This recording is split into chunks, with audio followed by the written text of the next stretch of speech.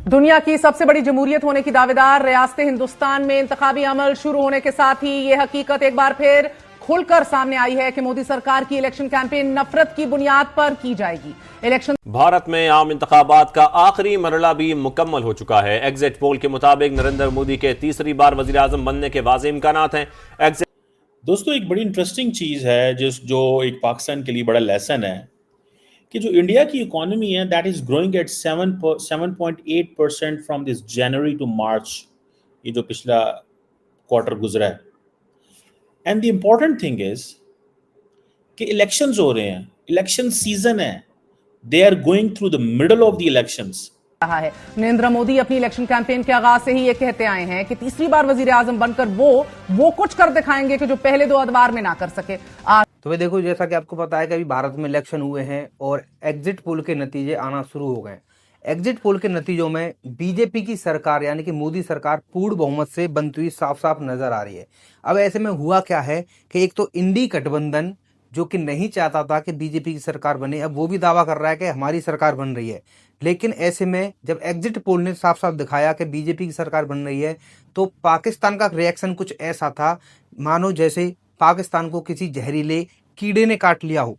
भारत में आम इंतखाबात का आखिरी मरहला भी मुकम्मल हो चुका है। एग्जिट पोल के मुताबिक नरेंद्र मोदी के तीसरी बार वजीर आजम बनने के वाज़ेह इम्कानात हैं।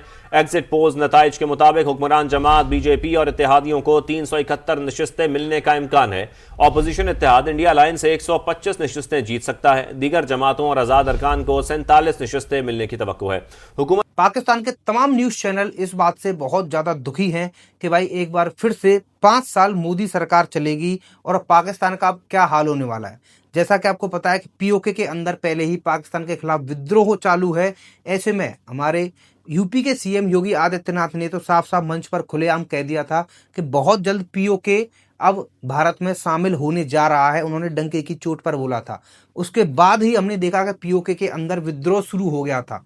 अब पाकिस्तान के कुछ न्यूज मीडिया चैनल हैं जो कि अब ये दिखाने की कोशिश कर रहे हैं कि मोदी सरकार जो बन रही है, वो जो कैंपेन हुआ था उसमें वो एक तरफा हेट्रेड कैंपेन था, यानी कि धर्म पक्ष करके कैंपेन चलाया गया था जिसका फायदा मोदी गवर्नमेंट को मिला है।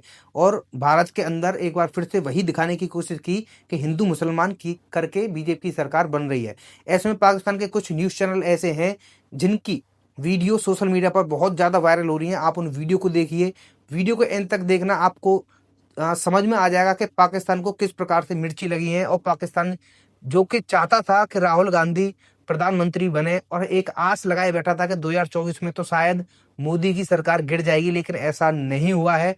तो पाकिस्तान किस तरीके से परेशान है, पाकिस्तान के जर्नलिस्ट, पाकिस्तान के नेता, हर एक पाकिस्तान का इंडिविजुअल पर्सन बहुत ज्यादा यहाँ पर परेशान दिख रहा है। इस वीडियो में आप साफ साफ देख सकते हैं। वीडियो को एंड तक जरूर देखना। और जो इंटरनेशनल फाइनेंशियल इंस्टीट्यूशंस हैं वो कह रहे हैं कि जो परफॉर्मेंस है दैट इज बीटिंग एक्सपेक्टेशंस। मतलब परफॉर्मेंस हाई है, एक्सपेक्टेशंस लो थी, मींस कि एक्सपेक्ट कम कर रहे थे लेकिन परफॉर्म ज्यादा किया उन्होंने। ये है वो चीज जो मैं समझता हूं कि पाकिस्तान की होनी चाहिए। हमारी एक्सपेक्टेशन बहुत ज्यादा है, परफॉर्मेंस जीरो। उनकी एक्सपेक्टेशंस उन्होंने कम रखी हुई थी एंड परफॉर्मेंस उनकी बहुत ऊपर है। अब and then they are growing किस चक्कर में? अब वो ग्रो कर रहे हैं in the middle of the elections. पूरी दुनिया के आप इलेक्शंस उठा के देख लें, इलेक्शंस के बीच में कभी ऐसे नहीं होता। इलेक्शंस के बीच में हमेशा एक अनसर्टन एनवायरनमेंट होता है। पॉलिटिकल पार्टीज एक बात कर रही हैं, गवर्नमेंट एक बात कर रही है, ऑपोजिशन एक कर रही है, टेम्परेचर उठा हुआ है।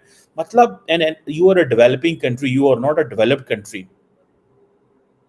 अब हुआ क्या है कि जीडीपी ग्रोथ रेट जो थी दैट वाज प्रेडिक्टेड 6.7%।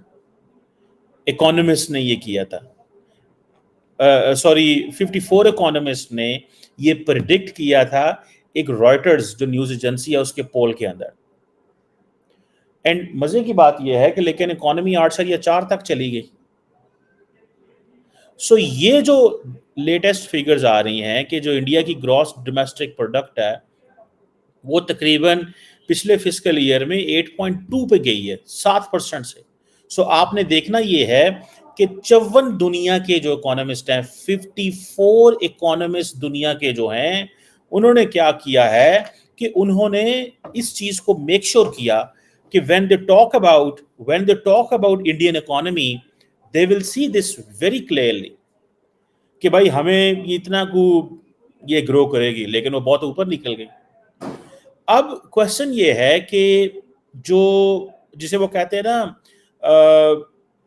जो ग्रोथ है वो कहा जा रहा है कि कमोडिटी प्रोडक्शन सेक्टर्स में थी, सर्विस सेक्टर्स में नहीं थी।